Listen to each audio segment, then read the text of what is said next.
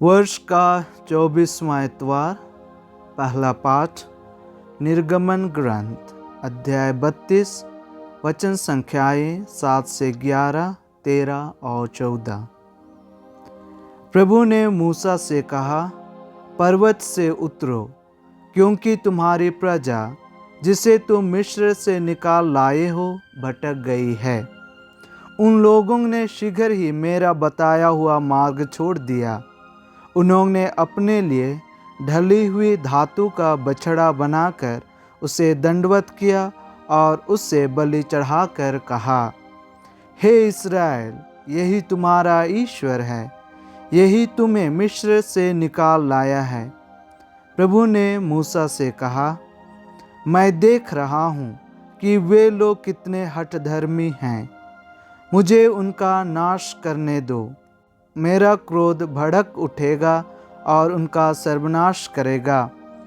तब मैं तुम्हारे द्वारा एक महान राष्ट्र उत्पन्न करूँगा। मूसा ने अपने प्रभु ईश्वर का क्रोध शांत करने के उद्देश्य से कहा, हे प्रभु, यह तेरी प्रजा है, जिसे तू सामर्थ्य तथा भुजबल से मिस्र से निकाल लाया है। इस पर तू कैसे क्रोध कर सकता है? अपने सेवकों को इब्राहिम, इसहाक और याकूब को याद कर।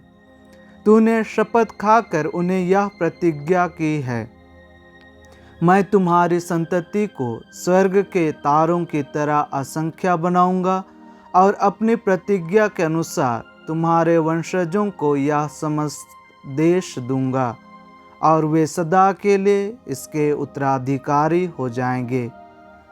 तब प्रभु ने अपनी प्रजा को दंड देने की जो धमकी दी थी, उसका विचार छोड़ दिया। प्रभु की वाणी। ईश्वर को धन्यवाद। दूसरा पाठ तिमोथी के नाम संत पौलुस का पहला पत्र, अध्याय 1, पद संख्याएं 12 से 17।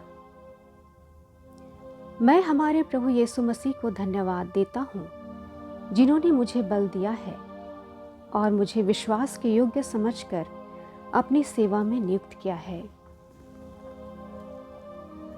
मैं तो पहले ईश निंदक, अत्याचारी और अन्यायी था, किंतु मुझ पर दया की गई है, क्योंकि अविश्वास के कारण मैं यह नहीं जानता था कि मैं क्या कर रहा हूँ।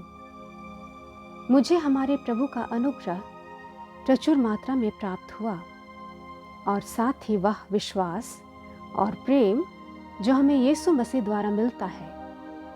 यह कथन सुनिश्चित और नितांत विश्वसनीय है कि यीशु मसीह पापियों को बचाने के लिए संसार में आए और उनमें से मैं सर्वप्रथम हूँ।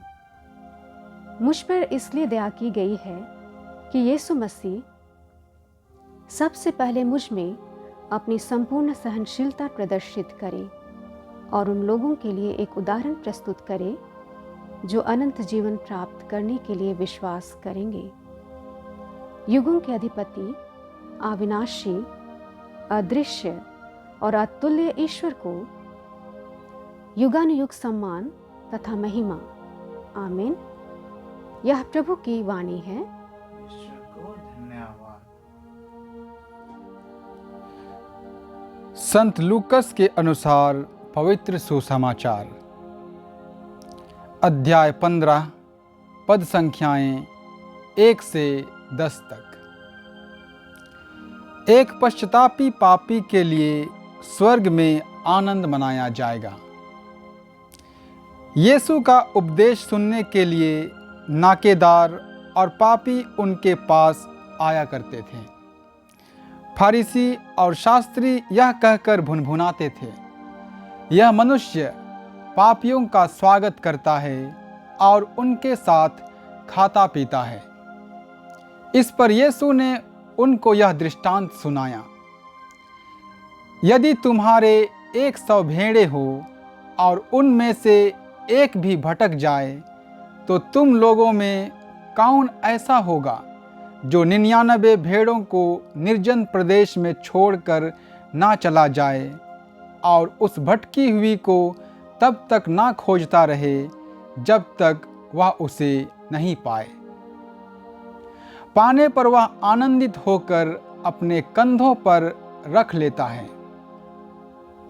और घर आकर अपने मित्रों और पड़ोसियों को बुलाता है और उनसे कहता है, मेरे साथ आनंद मनाओ, क्योंकि मैंने अपनी भटकी हुई भेड़ को पा लिया है।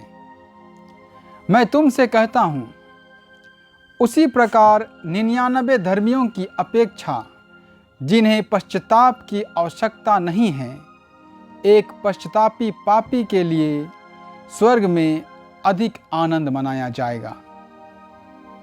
अथवा कौन स्त्री ऐसी होगी जिसके पास 10 सिक्के हों और उनमें से एक भी खो जाए तो बत्ती जलाकर और घर बुहार कर सावधानी से तब तक ना खोजती रहे जब तक वह उसे नहीं पाए। पाने पर वह अपनी सखियों और पड़ोसियों को बुलाकर कहती है, मेरे साथ आनंद मनाओ, क्योंकि मैंने खोया हुआ सिक्का पा लिया है। मैं तुमसे कहता हूँ, उसी प्रकार ईश्वर के दूत एक पश्चातापी पापी के लिए आनंद मनाते हैं। प्रभु का सुसमाचार। हे ख्रिस्त तेरी स्तुति हो।